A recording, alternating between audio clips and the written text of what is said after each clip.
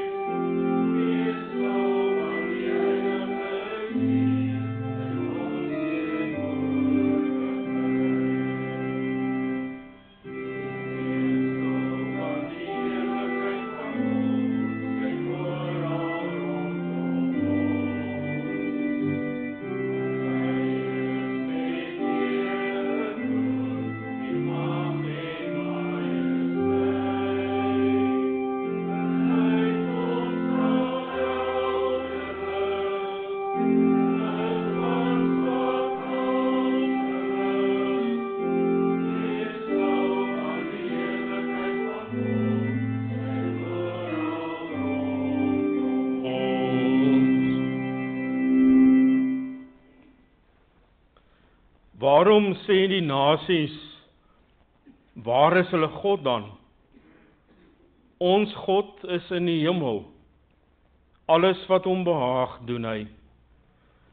Geliefdes, genade en vrede vir julle, van God ons Vader, en van Jesus Christus, die Here.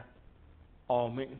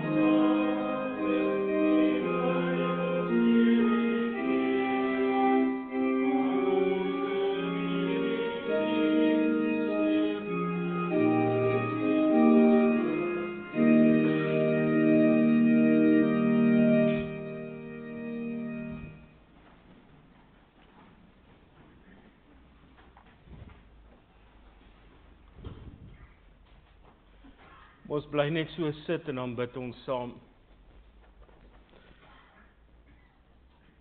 Here, ons kan nie anders nie as om hier waar ons stil word voor U te loof en te prys vir wie U is en vir wat U vir ons doen nie. Here, ons is totaal en al van U afhanklik. Ons kan nie sonder U leef nie. Ons kan niks sonder U doen nie. Ons kan nie sonder U dink nie. Want ons kan onsself nie 'n wêreld voorstel, Here, waar U nie van deel is nie. Dankie dat ons dit ook nou kon bely met ons lied, dat U wat die Heilige is, die Almagtige, ook hier teenwoordig is. Dankie Here dat ons dit in U teenwoordigheid kan waag, met al ons sonde en skuld op ons rug, en net pleit om genade. Dankie dat U vir ons lief is. Dankie dat ons U kinders mag wees. Here, ons bid vir hulle wat vanaand nie hier is nie, wat nie hier kan wees nie, omdat hulle dalk siek is. Wil U asseblief ook U hand oor hulle hou. Maar ons vra, Here, dat die wat nie hier wil wees nie, dat U op U liefdevolle manier, op U sagte manier, ook deur U Gees in hulle harte sal werk, dat hulle kan besef, hulle het U nodig, en ons almal het ook die kerk nodig. Here, wil U dit nou stil maak in ons, en wil U ons harte ontvanklik maak vir U woord. Ons bid dit in Jesus naam. Amen. Geliefdes, ons lees saam vanaand uit 1 Konings hoofstuk 8. Ons lees vanaf vers 22 tot en met vers 30. Dit handel hier oor die gebed van Salomo. Toe gaan staan Salomo reg oor die altaar van die Here, voor die hele gemeente van Israel, en strek sy hande uit na die hemel toe en sê: Here, God van Israel, in die hemel of op die aarde is daar nie nog 'n God soos U nie.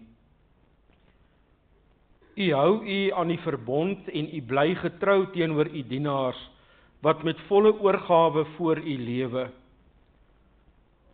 U het U gehou aan wat U dienaar, my vader Dawid, beloof het. U het die belofte gemaak en dit soos dit vandag is, deur U woord en U mag vervul. Here, God van Israel, bly dan nou by wat U dienaar, my vader Dawid, beloof het toe U gesê het: Ek sal sorg dat daar altyd iemand uit jou geslag op die troon van Israel sal wees, mits jou nakomelinge let op hulle optrede en volgens my woord lewe, soos jy gemaak het. God van Israel, laat die belofte wat U aan die dienaar, my vader Dawid, gemaak het, ook verder vasstaan. Sou God werklik op die aarde woon? Die hemel, selfs die hoogste hemel, kan U nie bevat nie. Hoe dan nog hierdie tempel wat ek gebou het? Hoor tog, Here my God, in die gebed van U dienaar, hoor sy smeking, luister na die hulpgeroep, die gebed wat U dienaar vandag tot U rig. Hou hierdie tempel dag en nag onder U sorg, die plek waarvan U gesê het, dat U U naam daar wil vestig, sodat U die gebed kan hoor, wat 'n dienaar van U na hierdie plek toe bid. Hoor tog die smeekbedes van U dienaar en U volk Israel, wat hulle na hierdie plek toe bid. Hoor dit tog uit U hemelse woonplek, en wanneer U dit hoor, vergewe tog. Ons lees net tot sover. Elke mens wat die woord van die Here hoor, en ook elke oomblik daarvolgens lewe, is 'n gelukkige mens. Kom ons sing saam uit Gesang 428, en ons sing daarvan verse 1, 2 en 3. Yeah.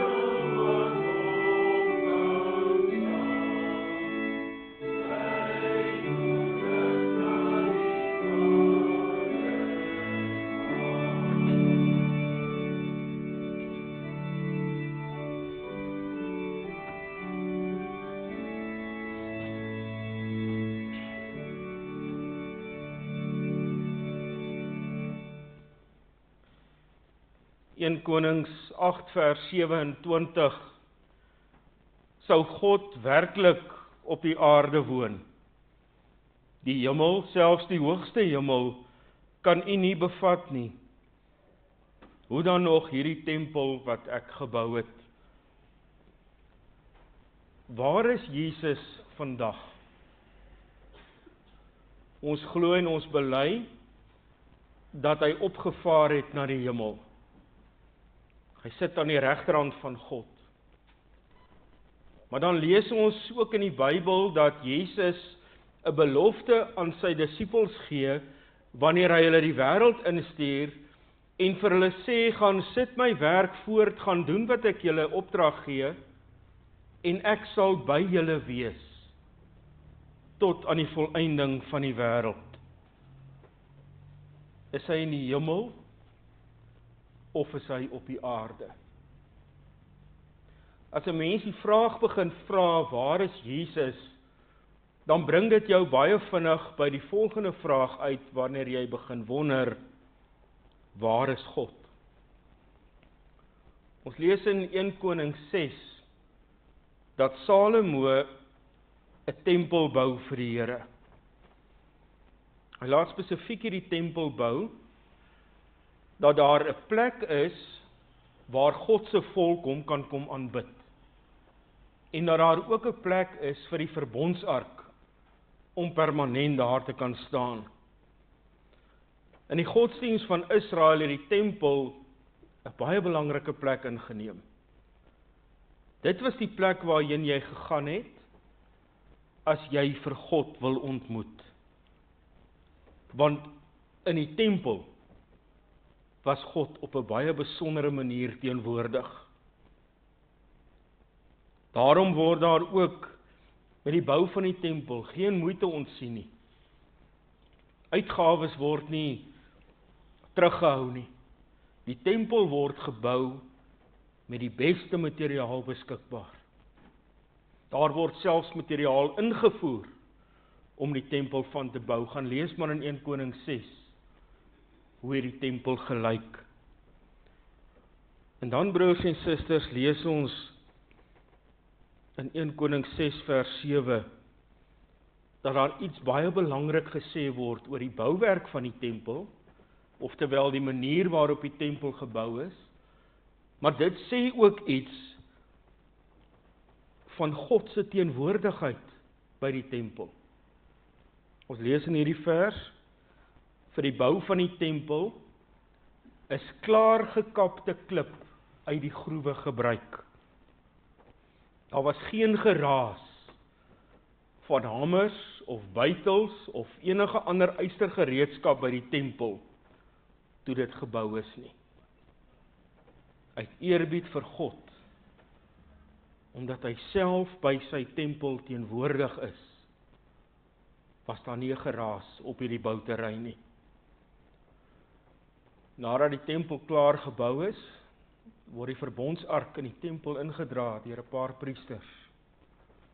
Hulle sit dit in die heilige deel neer, en wanneer die priesters dan uit die heilige deel uitkom, en hulle moet kom aantree vir hulle tempeldiens, toe word die tempel gevul met 'n wolk, soveel so, dat hulle nie kan sien nie.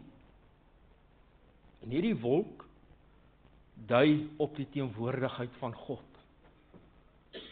Ons lees, 'n wolk het die huis van die Here gevul, daarom kon die priesters nie vir diens aantree nie.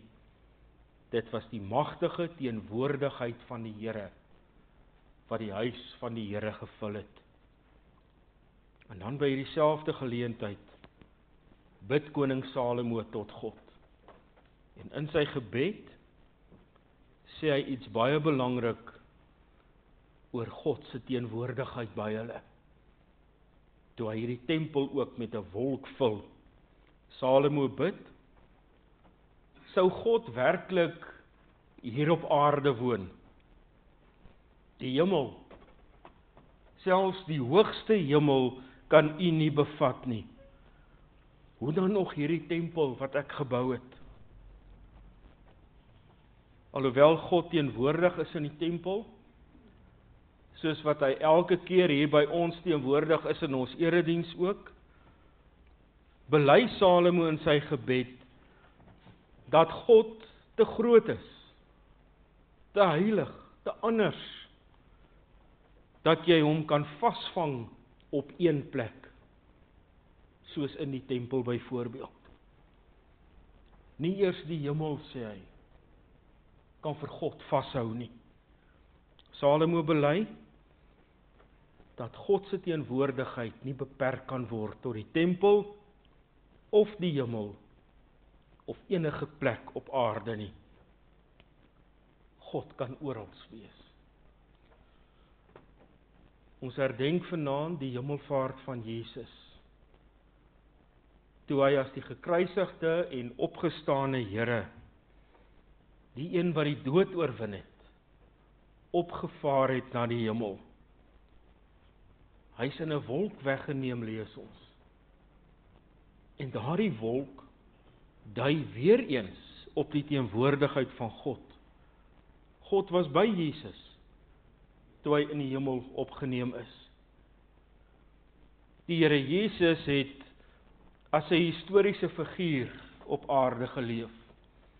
Met ander woorde, hy was 'n mens, wat op 'n sekere tydstip in die geskiedenis en op 'n sekere plek hier op aarde geleef het.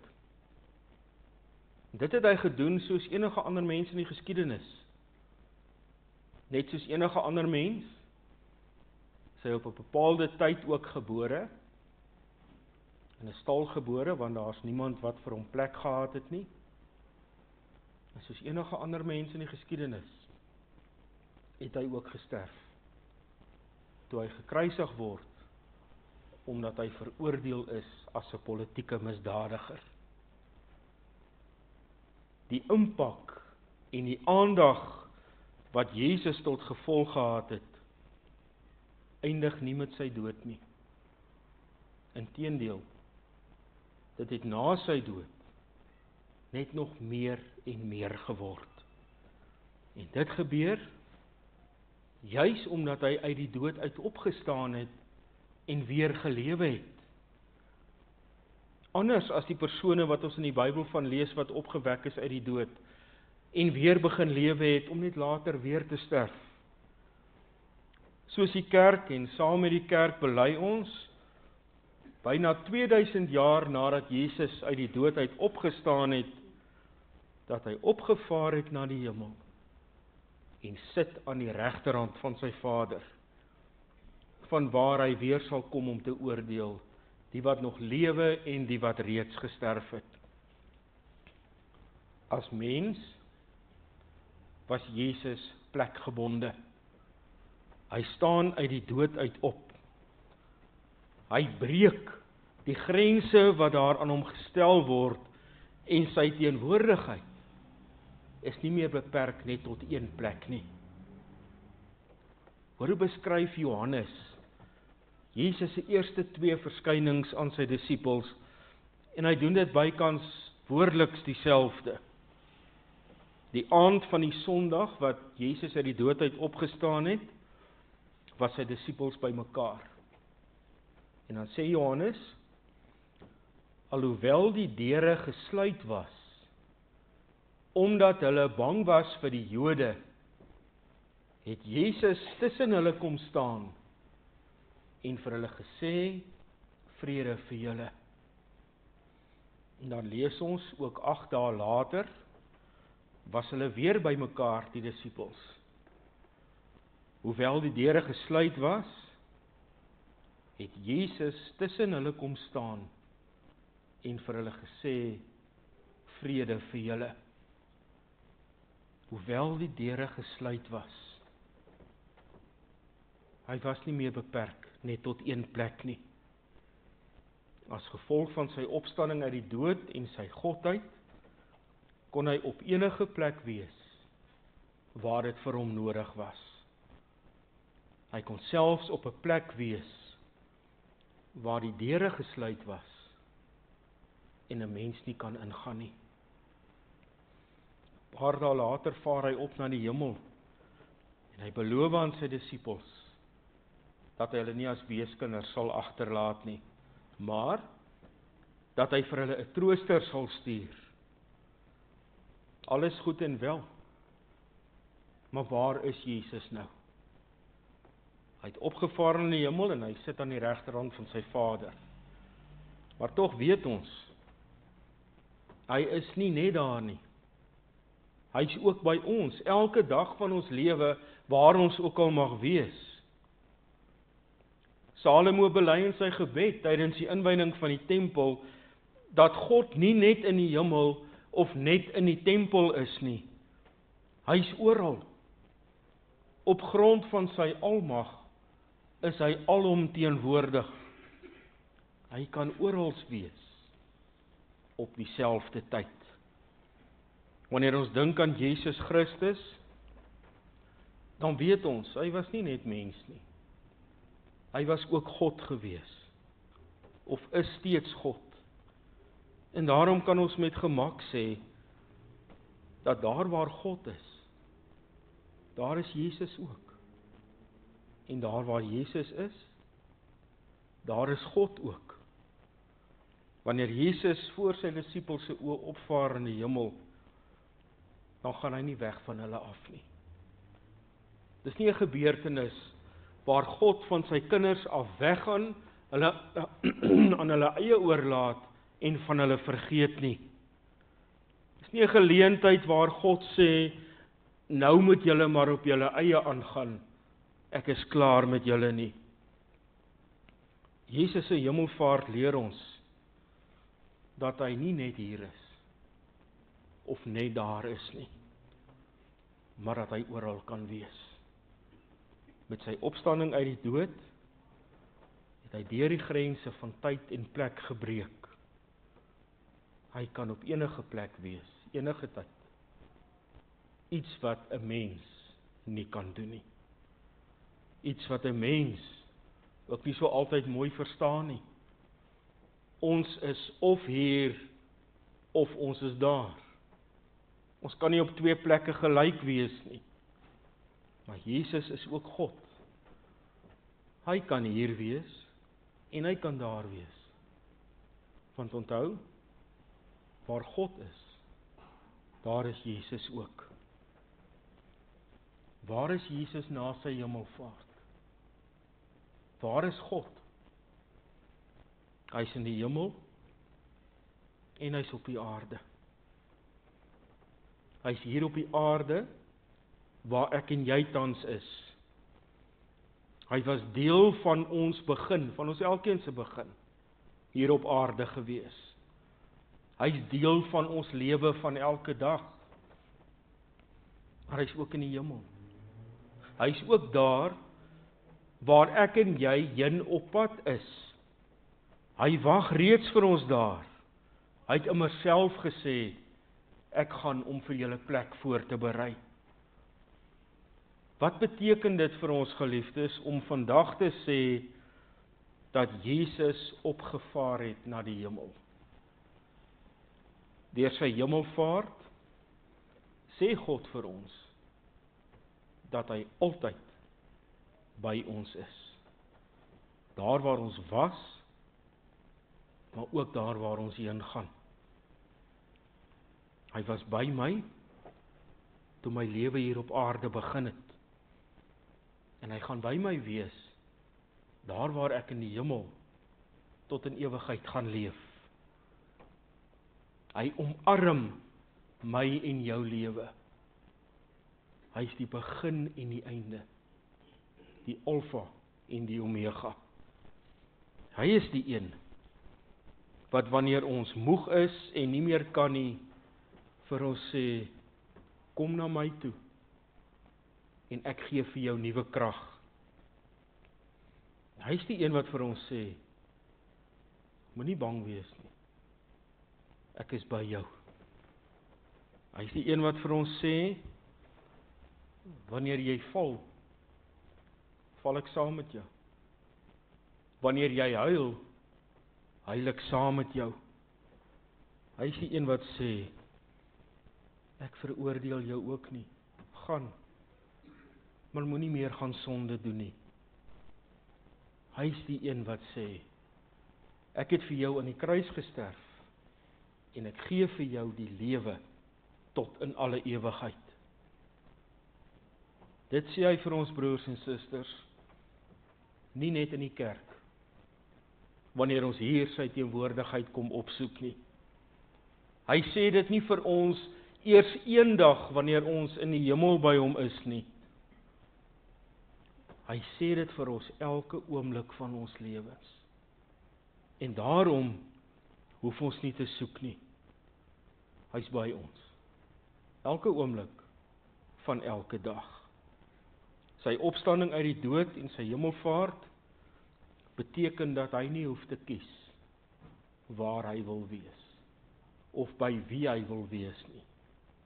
Hy kan terselfdertyd by elkeen van ons wees.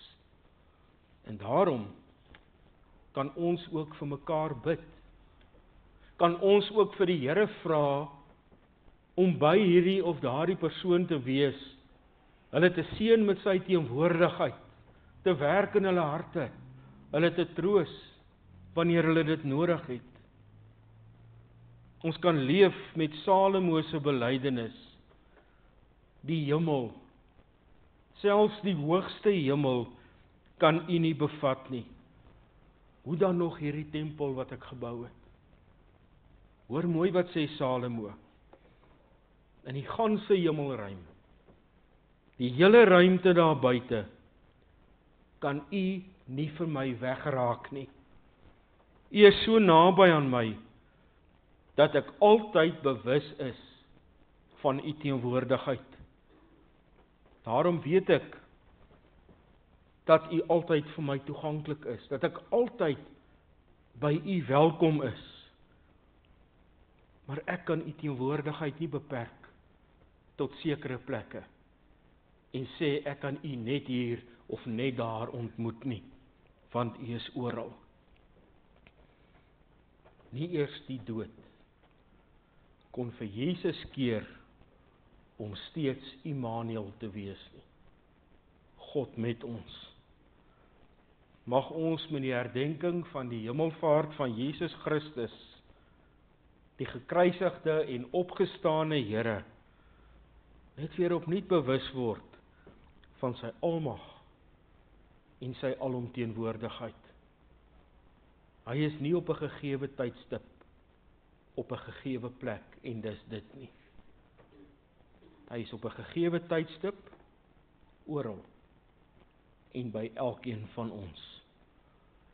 Dit alles is deel van die misterie van God. Die deel van hom wat ons nou nog nie ken nie en nie verstaan nie, maar eendag hopelik sal verstaan.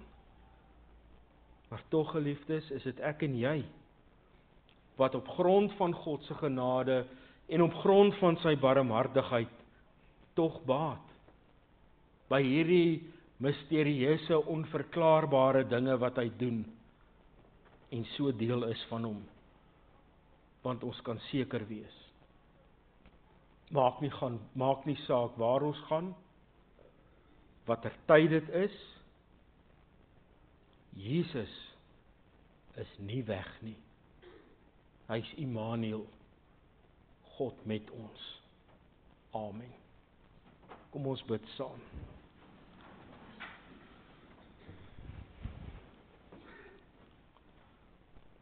Hemelse Vader, dankie dat U by ons is.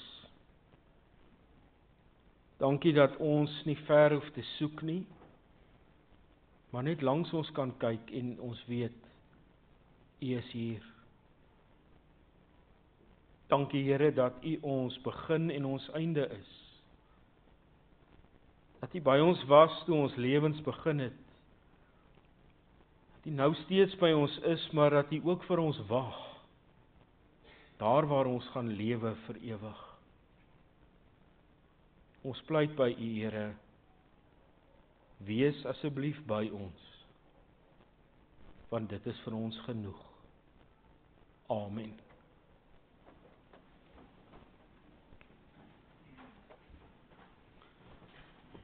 Ons sing ten slotte uit Gesang 167. verse 1 en 2, en dan bly ons staan vir die seëngroet, en dan direk daarna die wegsendingslied, vonk 225, se tweede vers.